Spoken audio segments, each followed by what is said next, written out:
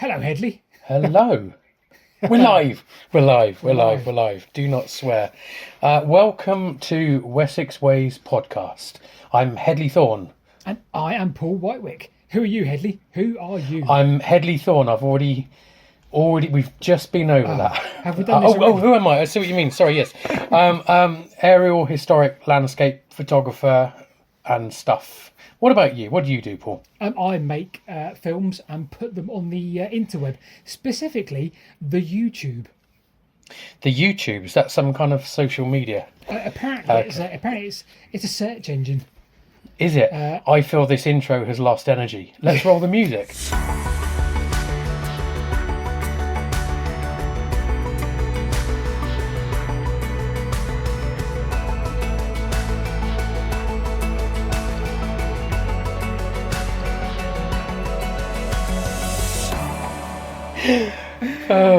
Welcome back. What have you been up to this week, sir? Oh, all sorts, really, Hedley. All sorts. What have I been up to? I've made an announcement on our YouTube channel. You may or may not have watched the announcement video. I have watched the announcement video, Oh, and I love the location as well. Oh yes, exciting times in the Whitewick household. I was kind of getting frustrated making videos that my rule is you put a video out every Sunday, and I was getting to the point where I was kind of thinking I'm rushing the videos, and I don't want to do that. I want to get back to really enjoying the videos, and to do that I need a tiny bit more time. I need 10 days or 2 weeks, maybe a little bit more, but not too much more. And I just thought I'm falling out of love of making videos because I think, oh well, I've got to get this done, I've got to get that done. And so me and Rebecca took a walk up Martinsell Hill, which you know very well, Hedley. I know. I loved your drone footage. Was Did spectacular. you like the drone footage? I love the drone footage. I don't know where you took that or got that from. I was going to say, not least because I plagiarise a lot of your videos these days, Hedley, don't That's I think? fine. That's what they're there for. In fact, It gets more viewing if you've plagiarised it, because I don't have many followers. Well, there you go. But in fact, I've already plagiarised a clip I've already used of yours in our next video. Oh wow! And if I said to you it's got your friend Anna in it, then you'll probably know which one I've plagiarised once again. Never heard of her. Never heard of her. No, it rings a bell, Anna. But Rings a bell. Rings a bell. But yeah, so we took a walk up Martinsell Hill to explain what we're doing, and I love Martinsell Hill. Every time I go up there, I learn something a bit new about it. It's one thing I do learn about Martinsell Hill is to ensure you leave no valuables in your car, because I've seen so many car break-ins up there, and that's mad because it's in the middle of like a triangle of Burbage, Marlborough, and Pewsey. It's like the least crime hotspot areas you can imagine. But I've honestly seen 3 car break-ins. That's becoming more of a thing, though, isn't it? Everywhere it seems to be. The Ridgeway has a lot of that as well, and they're putting signs up. Oh, really? Right. Yeah, I did a video and I showed in it. I showed one of the signs that they've put up, because there is a lot of break-ins, and I actually think that if you genuinely have nothing in your car that's nickable, so generally I have a pair of old walking boots in the back and that's it. Yeah. Then, take your parcel shelf off, so that people can see that you've got nothing to steal. That's well, we kind of did a bit of a thing where I'd left a sign. You probably in the video I left a little sign in the front of the car saying no valuables left in this car, because I've seen it so many times. And I just thought, do you know what? I'm not going to take the risk of someone bashing a window in to, as you say, to get nothing out of it, because there is no valuables in there. But yeah, so we took a walk up the beautiful Martinsell Hill. We did it. We filmed that over 3 days actually. Just because we wanted to take our time and we wanted to do what we said we're going to do, which is savour the places we're going and really enjoy the places we're going, rather than going, right, quick, we've got to do this bit here, then film there. And there's so much there, so much. You pick the right place. That it's gorgeous. I mean, it's very high up. It's a huge vista from the top. But I think it's a place that's probably, there's never many people there, and yet everyone knows it and it's special to them in some way. And totally. Obviously very special to you, because I won't say why, because people should watch the video. People can go watch the video and see why it's special, and see how I slightly messed up a special moment in a comic way. In a similar way to we've messed up Microsoft Teams. Wow, I was just thinking we should mention it for the benefit of the people watching on YouTube.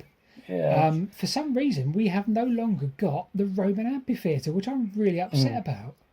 So, where are you, Hedley? You look like you're somewhere like the Alps or as you can see, I'm high up in the what's probably the Dolomites or something. But no, this is a generic background from the paid version of Microsoft Teams. Unlike my paid background, Hedley, which is you've got a proper background. Yeah. So who knows what this will come out like on YouTube, but who cares, because we'll put some pictures over, as we often do, for you to gaze over. So what about you, Hedley? What have you been up to in the last week or two? Well, you know me. You can tell from my scruffy hair that I haven't had time for a haircut. So I've done a lot again for my sins, but no, today was nice. I went to see my mum, and she said, "Oh, do you want to come around and go for a little walk?" So there's a path around the village of Marcham, which is called the Jubilee Walk. And when she said little walk, it wasn't little walk. It was absolutely miles in the rain. We saw the River Rock and everything, where I used to misbehave hang out as a child. I'm going to mention, I don't think he listens to the podcast, but my friend Matt, he and I did a night walk up Lowbury Hill. Oh wow.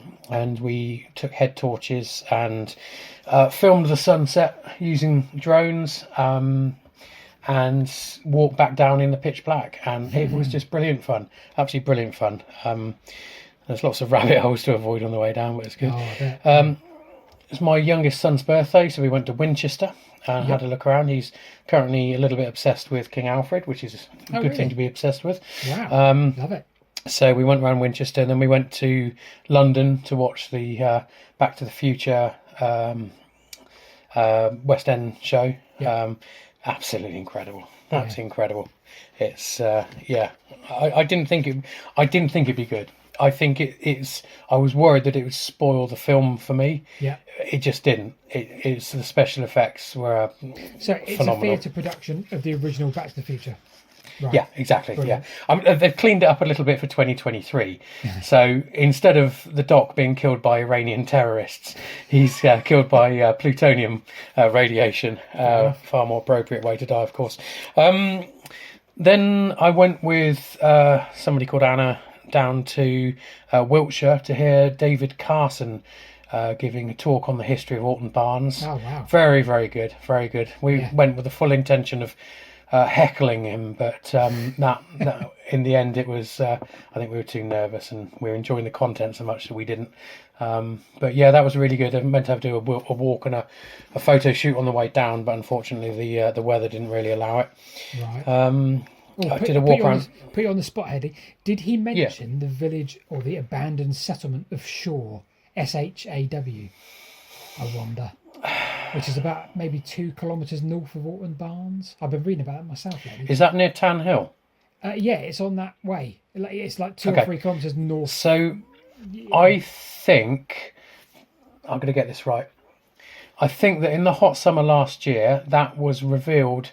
So Tim Dorr got in contact with myself and Glyn Coy, asking if one of us can get some drone shots in the heat of the ground. And I was away, and Glyn went along, and he got some fantastic aerial shots of what looked to be the remains of a village under Tan Hill. I wonder if that's it. I think that's probably it. That's probably it. I might be wrong. It's almost just south of the Wansdyke, I think. Yeah. But, it's in that neck of the woods. Fascinating. But maybe if I'm wrong, someone can comment below. And in fact, we're on that note, at the end of this video, we're going to read out some of the comments from last week's video.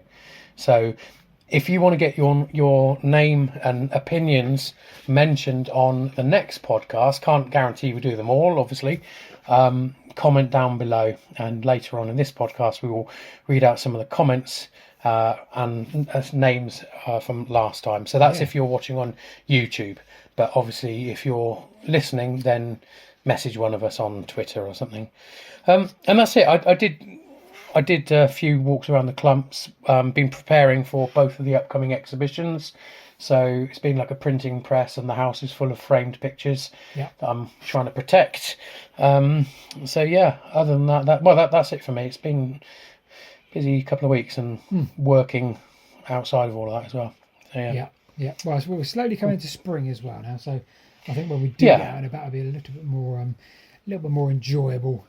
If this rain ever goes away. Oh well, I think this week is supposed to be a bit wet, but I think next week is supposed to be a bit warmer. So we'll look forward to that. I hope so. Yeah.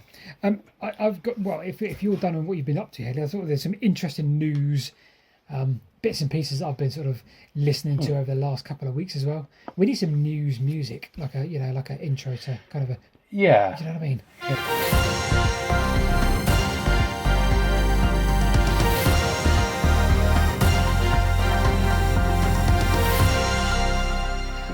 I mean, first of all, I saw a really intriguing post on Twitter by Tim Dorr, and he posted a link to an article about Stonehenge and how there was almost like an alignment of stone circles, and almost like Stonehenge was just almost like a periphery, and it wasn't as important as it wasn't the centre.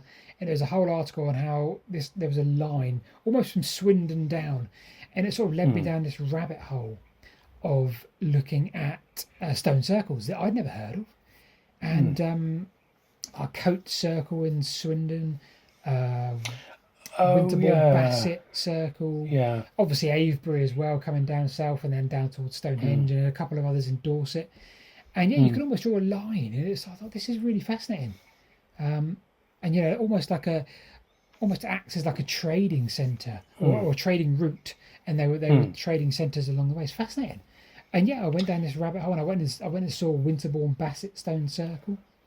Really interesting. It really caught my eye. So, question for you. I mean, first of all, apologies for my comments on that post. I didn't read what you'd put properly, what did you I put? spent about an hour trying to identify one of the forts that you had actually mentioned in the comment anyway. So I deleted that. So I'm wondering if those two forts that you identified up in Swindon Way, if maybe they were on the Icknield Way. Okay, could be. Runs. I've got the map up already, so shall I? So the Icknield Way generally now, I mean, it's generally road systems now, but it runs parallel with the Ridgeway to the north of the Ridgeway. Now, both of those forts that you mentioned, one of them's actually covered by the M4 now, which crosses the Icknield Way. Fir Clump. That's the one I couldn't identify. Fir Clump. Yeah. So I'm wondering if they were both on the Icknield Way, or at least adjacent to it. Yeah, as you said, if that runs parallel to the old Ridgeway, then why not? Yeah, that's fascinating. Yeah, it would be parallel with the old Ridgeway, because the way the Ridgeway goes there now, between Barbury and Liddington, it kind of makes a reverse L shape. Yes. And it used to sort of go as a direct line between the two to cut the corner, so to speak. And so the Icknield Way probably would have done something similar, parallel with it just to the north. Just above it, which then probably brings it somewhere in line with those two forts that you mentioned. Yeah, not far at all off, I would say. Yeah, not far at all. So it's Fir Clump and Coates Circle, or Coates, whatever it would be called. Yeah. I still think you can see a bit of Coates. There it is, Stone Circle. There we go. I'm looking at it right now. Oh, we've been interrupted by Rebecca, who's actually bought some food, so I'm not going to complain. Hi, Rebecca. That looks substantial. Do you want to reconvene? I mean, well, let's just finish. If we finish this little bit here, because I'm really, this is fascinating. This is fascinating. So there is Coat Water. And next to it is Coat Stone Circle. You can still see it today. None of them are standing, but they're still in the field, in roughly, I guess, the position they used to be in. So if I head, you've got Fir Clump sort of to the south west, and then, as you say, if we head further south to, there it is. Well, no, it's not. Hold on. See, I can't see what you're doing on the screen, so I'm getting a little taste of what our Spotify listeners are having to put up with. Yes. Yeah. Well, no, anyway, that's fine. Right, that's back to Radiohead. not the Radiohead beat combo, but Radiohead. Nice. Who interestingly made the best 007 soundtrack ever that was never used. Yeah. Anyway. Oh, yes. There's a really good video on it on YouTube. Right, so Winterbourne Bassett, just to the west of Winterbourne Bassett by about a mile, is another stone circle. And that's the other one of the three that were mentioned. But yeah, it went down a huge rabbit hole of these stone circles and the line and how the article that Tim Dord shared. And it was really fascinating. That you never really think of, you think of Stonehenge as this hugely religious or ceremonial or whatever. But actually, if you think of it in terms of a route, in terms of a like a trading route, a centre, then it gives it a different sort of perspective. I thought, yeah, really different. Yeah, it does. Cool. Right. Yeah. Okay. Right. Should we press pause? Let's press pause. One eternity later. Right. Have you finished? Well, I mean, I could do with washing it down with a drink of water. That was quite a treat I've just had then. So if you've just joined us, this is Paul Whitewick's food hour. Just had a pizza and some water. So, what were you talking about? What was right? So to finish what I was talking about, which was the stone alignment. There's a lot more. I love the work that some of the antiquarians of the time did, and I've done a video before on AC Smith and his beautiful map. A guy with too much money and too much spare time on his hands, but thankfully he did, because he said, right, I'm really concerned agriculture is taking over the land, and farmers, or not farmers, but landowners are being allowed to just destroy all these monuments we have, because he recognised that there's so many of these stone circles or burial chambers or megalithic structures that he said we must document these because they're disappearing. So he drew this map around Avebury, sort of a 10 mile by 10 mile square, 100 square miles. And it turns out, he documented a lot of these stone circles we've just been talking about. Coat Circle, fir clumps. Before the M4 went straight for the middle of fir clump. And thankfully he did, because now you can recall it. And it's not just A.C. Smith. I think there was a guy called Passmore. And again, he recorded a lot of these stone structures. That at least we know where they were, and if there is significance to be gleaned from it, like the Tim Dore article, we've got a bit more context because we knew what came before, because he described it, and he described it beautifully. I've been trying to keep an eye out for his book as well, but it's a little bit too much on eBay at the moment. I think it's £100 on eBay, so a bit too much of a stretch, I think. But yeah, so that was my little waffle on news, courtesy often as of Tim Dore. Tim features a lot. He's an interesting bloke. He does, doesn't he? He's an interesting bloke. Yes. Cool. Right. There's one other bit of news I was going to say before we go into our talk things about our main subjects. Of course, the viewers and listeners will know what my main subject is. Paul doesn't, and so we play a silly little treasure hunt game to get him there. That he thinks everyone likes. So what They do. Yeah, they do. But the point is, just so you know, I'm going to be part of Oxfordshire Art Weeks. So this runs from the 6th of May through to the 20 something of May. Not kind of promoting my work, but there's a lot of artists, photographers, etc. around Oxfordshire who show off their work at different locations. If you have a look at the Oxfordshire Art Week's website, if you're looking for a nice sort of day out, there's lots of different places you can visit and stuff on view. I'm going to be with a load of artists who are exhibiting at the Earth Trust in Little Whitnam. So feel free to contact me directly if you need more information, but it'd be good to see some of you there. And again, I'm not trying to sell my prints or anything, but we do have a nice coffee van, and if no one comes along, it's all mine. So yeah.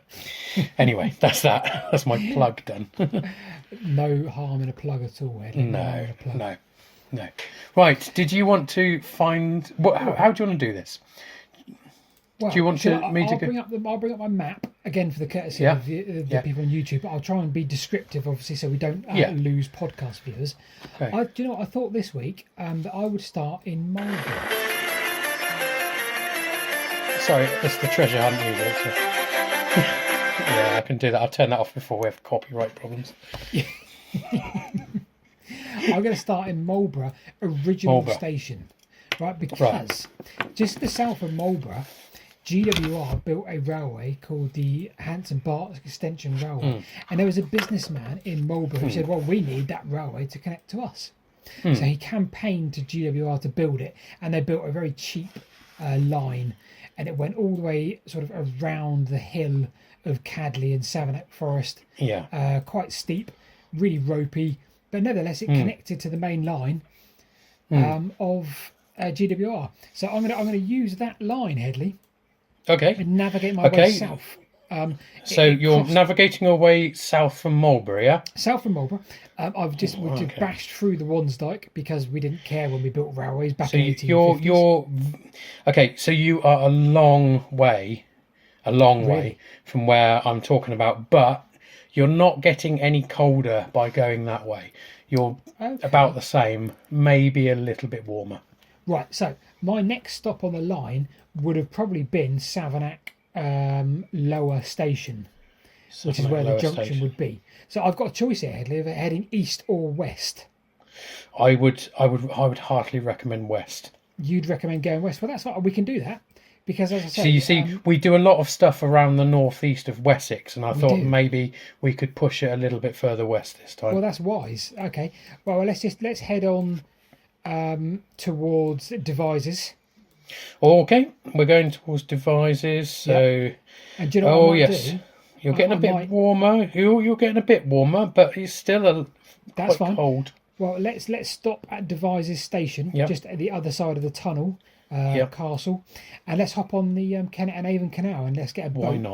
Why not? Down Cane Hill Locks. Okay. And let's open a beer. You're opening a beer. That's fine, because I always do at this point. This is a good time to do it. I'm gonna head now. I'm headed past Bradford on Avon, so I'm almost at the junction with the Somerset Shire Coal Canal. We're south of Bradford upon Avon. Let's have a look. Yeah. You're heading the right way, but you're still quite cold. Currently you're southeast of Bath, but you're heading the right way. Crucially. Okay. Yeah. All right. Well, let's keep on the summit. Let's take the junction with the Somerset Coal Canal, and keep heading west. And we're going to find ourselves near Portland Basin. And you're getting warmer. We're getting warmer. Good. This is good. All right. Well, I'm kind of out of railways really, because no other railway went east-west here, so we might have to just jump on a horse and cart if we continue heading west. So let's do that. I think you're going to need a fast horse. Okay. Well, that's what. There was an old horse and cart around here called Quicksilver, and I think it did Plymouth to London in like a day and a half. So we'll go with the Quicksilver. Right. All right. What about if I land my horse and cart near Cheddar? Oh, Cheddar. Cheddar. Yeah, you're only slightly warmer. Really? You need to do. Do you remember when we did the Lundy episode? We had to make a big leap west. I remember it well, Hedley. Yeah. So you need to supercharge your horse and you need to get rid of your old nag and trade it in for a pedigree racehorse. Okay. I'll tell you what I'm going to do then, Hedley. Let's chuck the horse in the bin completely. And no animals were hurt. No horses were hurt in the making of the video. Yeah. And from Burnham on Sea, I'm going to catch some kind of ferry, because there probably was a ferry, right? Oh, and if I get like a ferry all the way across the north coast towards sort of Minehead. Okay, so theoretically you're a bit warmer there, but you don't really want to stay out to sea. So you want to definitely. Right. Your journey westwards is nearly complete, but you want to start heading down towards the sunshine a little bit. Okay, well, let's get off the boat then. Let's disembark and head south. We're gonna have to. We could take a river. I wonder if this is navigable. The River Exe. We're gonna take the River Exe south. Okay, going upstream. I'm almost in Exbridge. Exbridge. I can see. Oh yeah, Exbridge. Now you're getting warmer. You're getting warmer. Right. Super. I'll keep going south. Tiverton. Yes. Yeah, warmer still, but you need to keep going. Okay. I'm going to hang it in a little bit and head towards Crediton. Crediton. Yeah. Oh, now you're really warm. Right, you're really warm. Brilliant. Right. There's a lot of old railways around here, so we can probably pick one up. But I mean, from Crediton, where should I be going, Hedley? I don't know now. Well, I mean, the way you were going was good. You probably want to head to a large area of land to the southwest. Right. You're suggesting the old Roman city of Exeter? Not quite. I'm looking more of an area, but Exeter's not far off. So go to the southwest of Exeter. Okay. You got a big area there. Oh, are you thinking the Dartmoor National Park? Dartmoor National Park is 368 square miles of vast moorland in Devon. Yes, it's big. Yes. So the reason I wanted to cover Dartmoor is two reasons. First of all, everything we seem to do is, apart from Lundy, has been kind of up in the eastern end of Wessex. And so partly for that purpose, when I went down to pick my son up from university at Plymouth, I made a vow to myself that I would see as much of Dartmoor as I could in a day, in what I had, bearing in mind it's 9 hours worth of total driving as well. Yeah. Well, give me a starting point here. Give me a starting point. Where was your first? Okay, so the first. Well, let me talk a little bit about Dartmoor first. Then I'll go to where I've been. So, 368 square miles in Devon. It features. It has about 11 million visitors a year. So that's a lot. It was made of commons. So these are unenclosed, privately owned moorland where locals basically graze livestock. And drones are banned. Aren't they? Yeah. Although I took that to mean that flying drones is banned. Since my drone has got the best camera that I own on it, I did use it, but I didn't fly it. I held it as a camera. So that would be a very difficult court case getting me on that, to be honest with you. Dartmoor's full of ponies.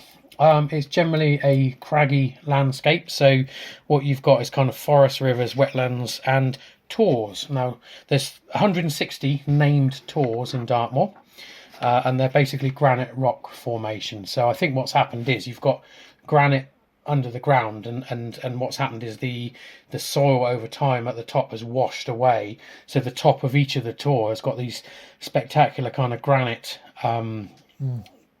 rocks that stick out the top, and they all kind of look similar in a way. So if you showed me a picture of a tor, I wouldn't be able to name it, but the area is rich in history. It's all Neolithic and Bronze Age, so you got sort of everything from stone circles through to Neolithic caves and stuff like that.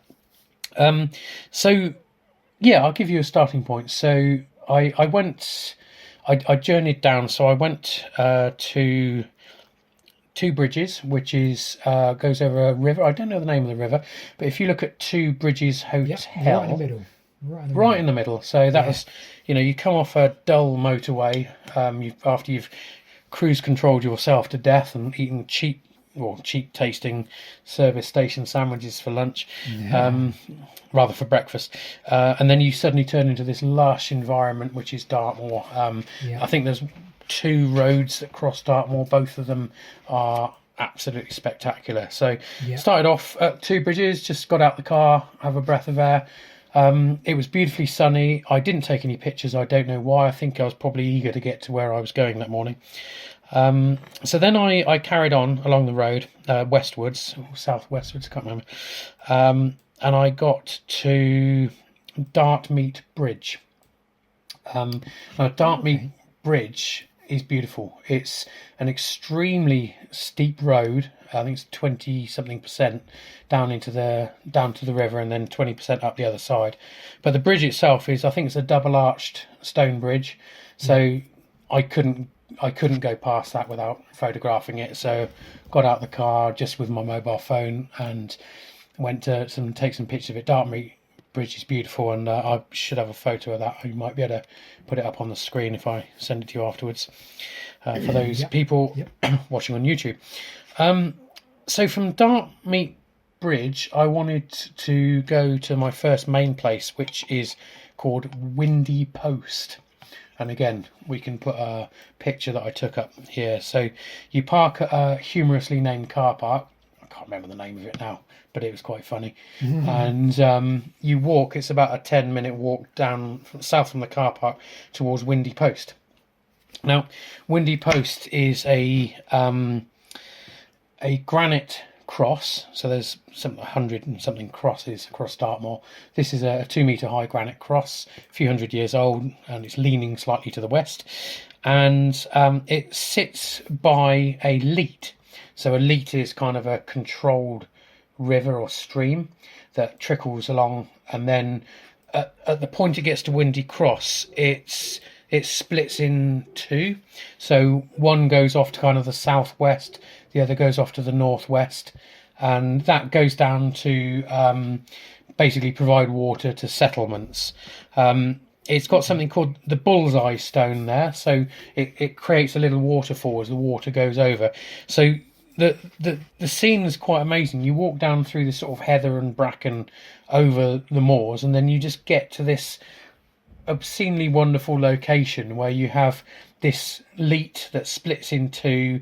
One goes one way, one goes the other, and between the two you've got this kind of leaning granite post, and it's a photographer's dream. Especially if you got something with a good variable aperture, so you can make the water look like it's a bit soft and stuff like that, and really, really amazing. And then you've got something there called the Clapper Bridge. I think this is a common thing in Dartmoor, and it's effectively a slab of granite that they put across the leat, and so people can cross. So so the cross was on the moorland route that goes from Merivale Bridge down to Tavistock. Lovely town, Tavistock. Bit of a climb up onto the moor from Tavistock. And so I had to see that area, and it was really, really nice. I then went to go and get my son from Plymouth and have lunch in Plymouth and everything. And we did a few things on the way back. So we went to see St Michael's Church, which is over to the west of Dartmoor. That was really nice. It's up on a hill, and it's on the St Michael's ley line. So you'll notice the St Michael's ley line, for those who believe in them, is a kind of a line that goes almost east-west across the south of England, but it's kind of more sort of southwest to northeast. And it's got lots of churches on it called St Michael, and they're all on hills. So you have St Michael's Mount in Cornwall, you have St Michael's Church in Dartmoor, you've got St Michael's Church at Clifton Hampden, and then other ones. I can't remember them off the top of my head. But it's a strange thing how all these hills with churches on top are all called St Michael, and they're all in a perfect line. So that's the St Michael's ley line. I see. Yeah. And on the way back, my son and I decided to do some climbing, some walking, just to prove how unfit I am. So we went to the weather was closing in, to be honest with you. It was getting really quite bad. Yeah. So we went to something called Brat Tor, or as it's I think it's pronounced Bray Tor, but it's spelt Brat, Brat. And on top of it, it's got the largest cross in Dartmoor called Widgery Cross. It's quite a climb up there. So we crossed the river at the bottom. So again, can't remember the name of the river. I'm gonna have to Wikipedia that one. But you got the river. River Lid. The River Lid. Yeah, I knew it was something complicated. And yeah, so you cross the River Lid. Now, there's two ways of crossing it. You've got a bridge, which is really easy, or if you're a massive child like me, even when the river's in partial flood, you've got the stepping stones. Now, all of the stepping stones are slightly submerged because the river's so high. But naturally, my son and I are just basically children, so we got our feet wet and crossed that way. And then it was a long, not a long, but a steep walk up to Braytor at the top to Widgery Cross, and it was just a real an eye opener to me how unfit I've become. I mean, it's high up, Hedley. It's really high. I know it's high up, but you know, 5 years ago I did a double Tourmalet in the Pyrenees on my road bike, and now I'm kind of, you know, I'm struggling to get 700 feet up a grassy hill.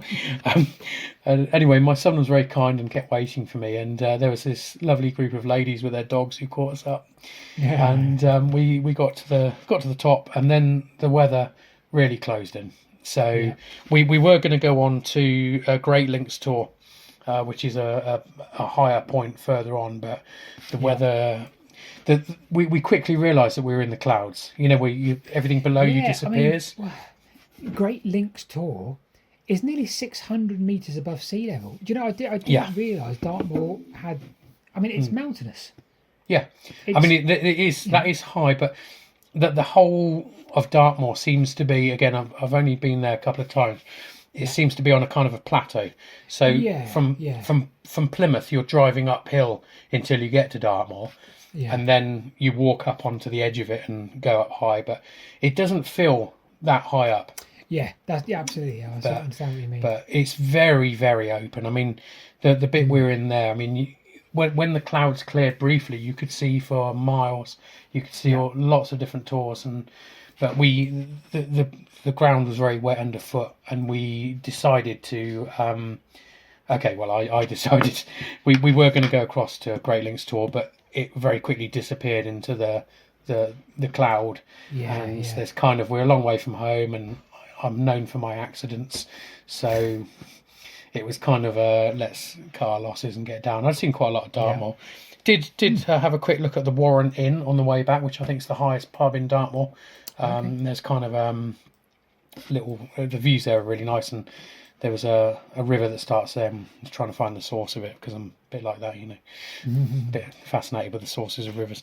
So that was basically experiences there. But one of the things that Dartmoor, there's been some controversy recently with Dartmoor.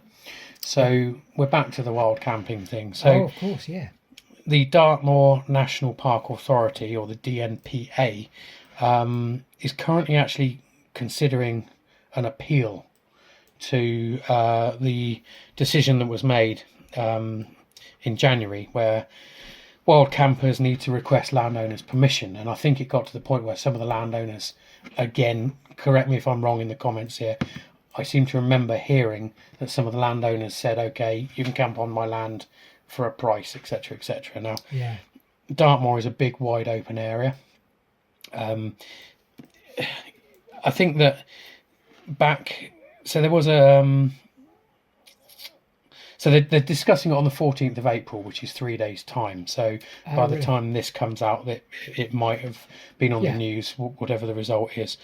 But basically, landowners had claimed that campers had caused issues with livestock and the environment. So the two things that spring to mind there for me are, first of all, that's going to be the minority. That's not going to be most wild campers. I mean, you watch any wild camper video on YouTube, the last thing they do before they pack up is leave it as they'd found it. And I think it's a very small minority of campers that have caused the problem, and they're not the sort of people that appreciate it. And I think if the sort of people who had done that, they probably don't care about laws anyway. So, you know, if they've got no respect for the place they're in, they're not going to seek landowners' permission anyway. So why bother everyone else with it, you know? Yeah, and you're going to have exactly the same problem. Absolutely. I think that they were talking about there was a law in 1985 which was all about regulatory access to moorland, and it didn't provide a right to wild camping. And I think that, so what they're saying is, with the January the decision in January was based on the fact that you've never been able to wild camp there. It's just that no one's ever said it. So what the state we're at the moment is camping is restricted to specified areas, and I know the DNPA have got map on their website showing where you can camp and how to get landowners' permission. Yeah. But I mean, they've had thousands of people attending rallies against this, and it does seem, again, I'm not necessarily picking sides. Well, I kind of am, really. I'm on the side of the campers. You know, it's Dartmoor to me seems a highly unspoilt place. It's very large, it's very open, and you know, from what I saw over the day, I didn't see any litter, I didn't see anything untoward. And you know, what's stopping you just pitching up a little tent by the rocks and having a night and waking up to a lovely sunrise in the morning? It just seems counterintuitive, and it's a step away from, I think, where we should be. Yeah, but I completely agree. That's it, really. That's my experience of Dartmoor. So lovely place. I'll add to Dartmoor, actually, Hedley, if that's acceptable to you, because I've got some wonderful experiences, or had some wonderful experiences with Dartmoor. Okay. It started with a little place we found once called the Stover Canal, which I think went to Bovey Tracy, or from where are we? Let's have a look. Here we go. So Bovey Tracy. I can't know where the basin for the canal is, but it's only a short canal, essentially sort of Bovey Tracy area down towards Newton Abbot to the River Tay. Yeah. And there was a chap whose name will elude me, but he built a tramway, so a very early railway, and he built it out of granite, because if you've got a lot of granite, too much granite, why not build a railway out of granite? So if you have a look on a map directly to the west of Bovey Tracy by 5 kilometres, exactly 5 kilometres west of Bovey Tracy, you'll see some lines on an OS map. And it says tramway. Templar Way it's called now, but that was the Haytor Granite Tramway. And it's such a beautiful thing, because this guy built this railway out of granite. So he laid track bits out of granite, and you can see where there's points, or as the Americans refer to them, switches, out of granite, and it's just wonderful.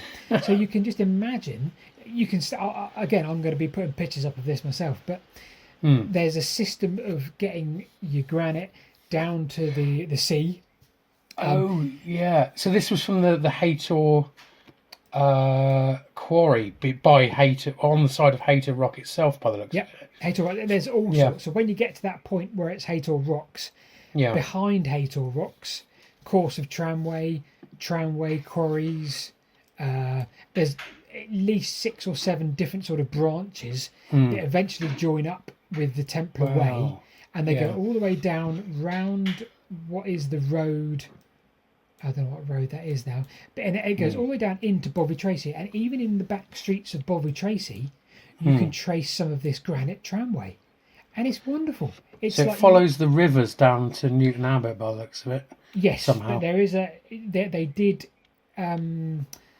canal some of that journey, like a proper canal, and it was the Stover Canal. Okay. I'll tell you what I'll do.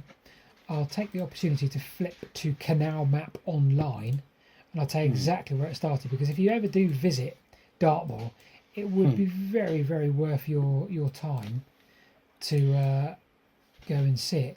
Right, so there we go. Let's flip to map, satellite view.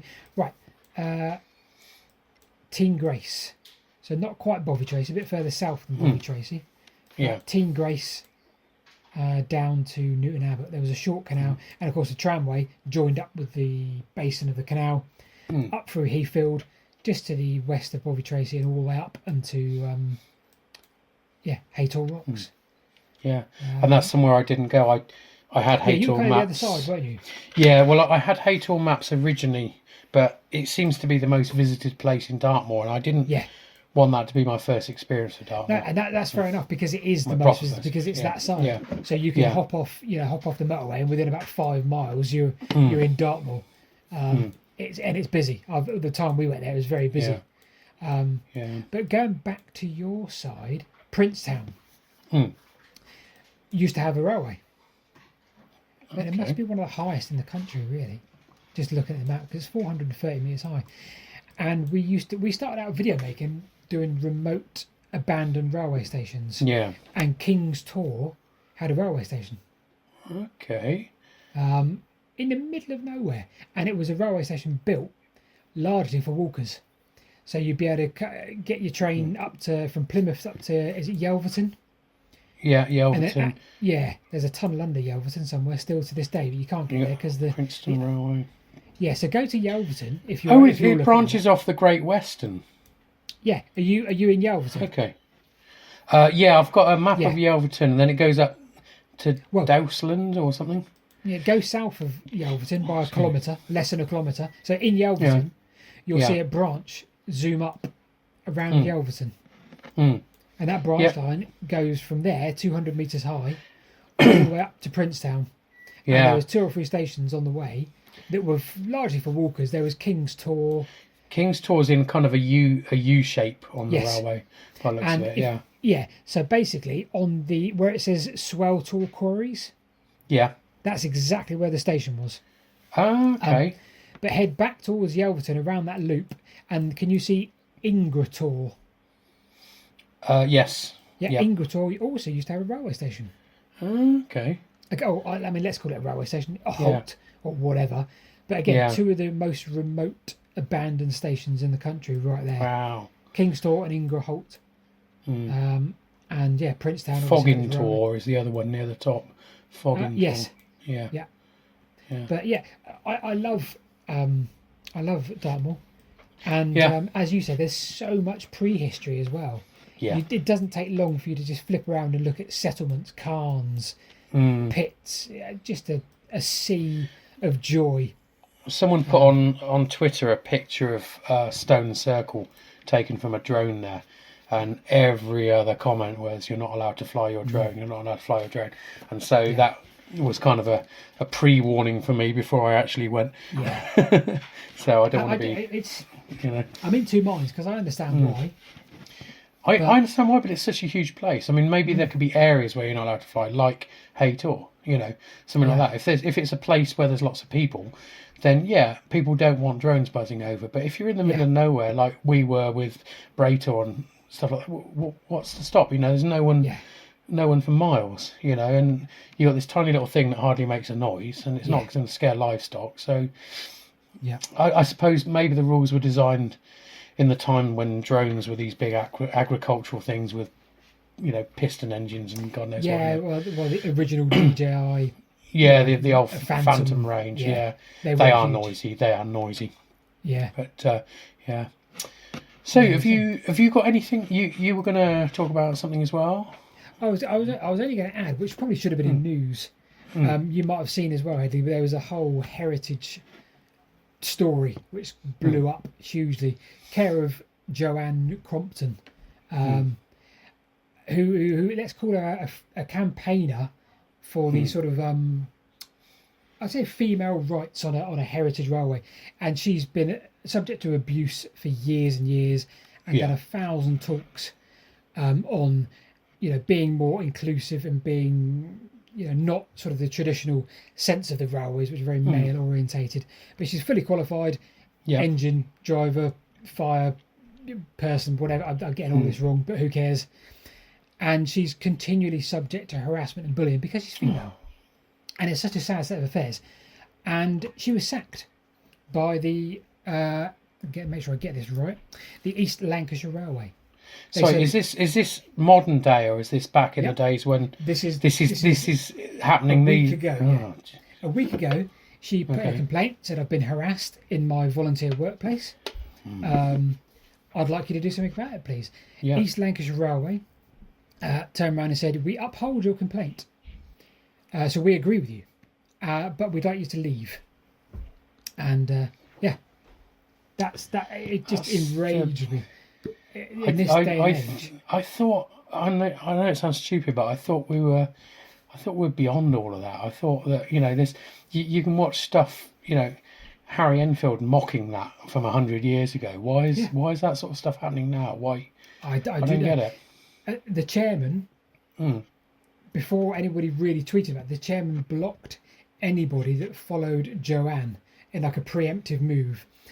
So I looked at his profile and I'd been blocked. I'm thinking, this is really strange.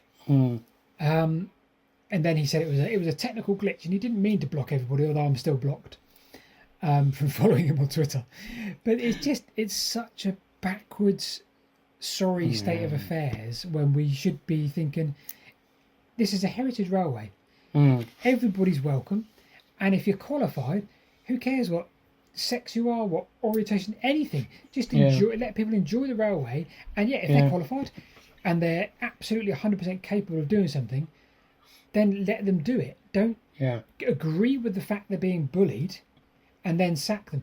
In the workplace, as you well know, Hedley, I'm sure, that's the biggest lawsuit in the world for somebody, because you can't do that. No, it's ridiculous. That is a moderate rant, but I just felt so strong. No, a valid one. That's just ridiculous. I mean, there are no words really, are there? No. So I wish Joanne the very best of luck in however she handles it. I don't think she'll want to go back there, whether they apologise or whether they don't, whatever they want to do. And I think she would be best fitted somewhere else that would accept her for exactly the person she is, which is the extremely well qualified and well respected steam engine driver.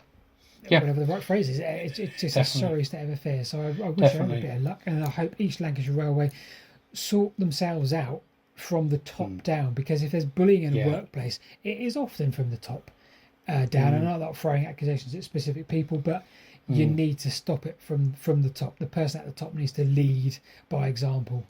Definitely. And I think most of the thriving organisations do lead by example. No, there's no room for that nowadays. That's just ridiculous. No. So there we go. So let's lighten things up then, Hedley. Let's lighten things up. Should we lighten things up with comments? Yes, that's exactly what I was getting. Is that what you're getting to? Yeah. Okay, right. So let's see what people have said. Well, so I will admit that I've not read any comments on the last two videos. So let's rectify that. I read them. So 13 days ago from today. So we had our Wessex Ways podcast 8. We're now episode 9, and we did the Ridgeway. Great episode. I enjoyed that episode, Hedley. Yeah, I enjoyed that. So let's have a look at the comments. So first of all, I can't believe Paul hasn't watched Breaking Bad. I need to guide him. That's so true. I yes. Apologies, I haven't. Words fail me. Someone called Anna said, Hedley. No, okay, we'll move on from whoever that is. Just kidding, Anna. Just kidding. No, she was nice. She was just saying she enjoyed the day school, the Ridgeway day school. That's good. So Davey941, hello again, Paul and Hedley. Another interesting show. I could listen to Paul and you waffle on for hours. Oh, that's nice. Thank you. Yeah, I think Davey's an old school fan of the Whitewicks, I think. Yeah. There's a long comment here, so I won't read it all out, but it is nice. From Oliver G. Hunter. Great stuff as always. Thanks again. Fab news about joining for Sir David Attenborough. He went on about he took his family to Wayland Smithy from Uffington Whitehorse last year, and they loved it. And they've stayed at Town Farm campsite just to the northeast of Ivinghoe a few times. Nice site. And he put another kind of few more experiences in there. So thanks for that, Oliver. David Balani. Now, David always comments on the videos. He's a great chap. I believe he and I follow each other on Twitter as well. Yeah. He said, so, hi, David, first of all. I watched this a few days ago, but I haven't had time to comment. It's great to watch the map work on YouTube. He really enjoys it, so that's gone down well. He's put a little bit about hill figures. So the Watlington marker states this was cut in 1764 by Edward Horne, and he believed it to be an estate marker, although some think that it's a phallic symbol. There we go. Did you? Fair enough. We're not talking about the church steeple. Yeah, this is the thing. He's put Watlington. Now, I did think that it was meant to be a church steeple, and I've looked elsewhere, and that says that too. But yeah, okay, phallic symbol maybe. I can see both, to be honest with you. But yes. So let's have a look. Barry Ballard 1408. He enjoyed the Ridgeway piece. He said in autumn 2007, let me check how long this is first. That's fine. Along with a couple of family members, he and his wife spent a memorable week walking from Overton Hill to Ivanhoe Beacon. So that's the length of the Ridgeway. As they were walking up the incline to Wayland Smithy, they began to faintly hear music coming towards them. It grew louder until suddenly a male individual appeared round a bend playing a tin whistle. And he likes to think that he was dressed as a minstrel, but he can't remember. He certainly had no walking gear or rucksack and didn't look up or acknowledge him as they passed. He just continued to play, immersed in his music. And given the natural magic of the Ridgeway, it was like we were seeing a traveller on the path from the past. And he said, we stood in silence, exchanging, did we really see that, looks to each other. And they were too stunned to take a photo. That is brilliant. That's superb. I'll reply to that in a bit. Stuart Bridger 5177, nice one. Good to see detail on the Ridgeway. He'll admit to being one of those tourists who only know Whitehorse Hill and Wayland Smithy, but he's now going to expand his horizons. So do it. Anywhere on the Ridgeway is good. Jim Champion, again, I think he might be on Twitter. He answers a technical query. Paul, you disappeared from the amphitheatre because Teams stopped sharing your video when you started sharing your screen. To reappear, just need to click the video camera icon in the Teams toolbar. Well, we've got more problems than that, Hedley, because we've got no amphitheatre this week. So we've got no amphitheatre. So I appreciate the help, but if you're sure Teams isn't going to disappear, Hedley, then I probably should upgrade, shouldn't I? So we can have our Roman amphitheatre back. Yeah. Smoking Rider says about the unrecorded lanes. He said people have had nearly 25 years to record these unrecorded lanes. Count yourself lucky. For byway claims, we've had a year to claim those rights, and every obstacle was put in our way. Most claims are still pending 20 years after submission. Right. Wow. So, let's have a look. So he's a byways man, is what he's saying? Yeah. Yeah. Peter Smith, surely the number of locks doesn't matter for water loss. So this is going back to your locks thing. Oh, yeah, okay.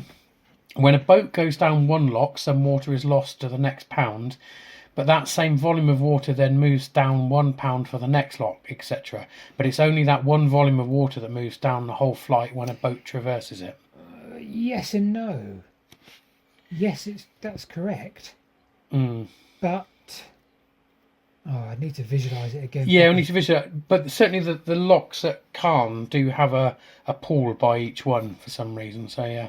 Yeah, they do. The Cane Hill locks, they do, because that exact amount of water adds 300 yards to the length between each lock. Yeah.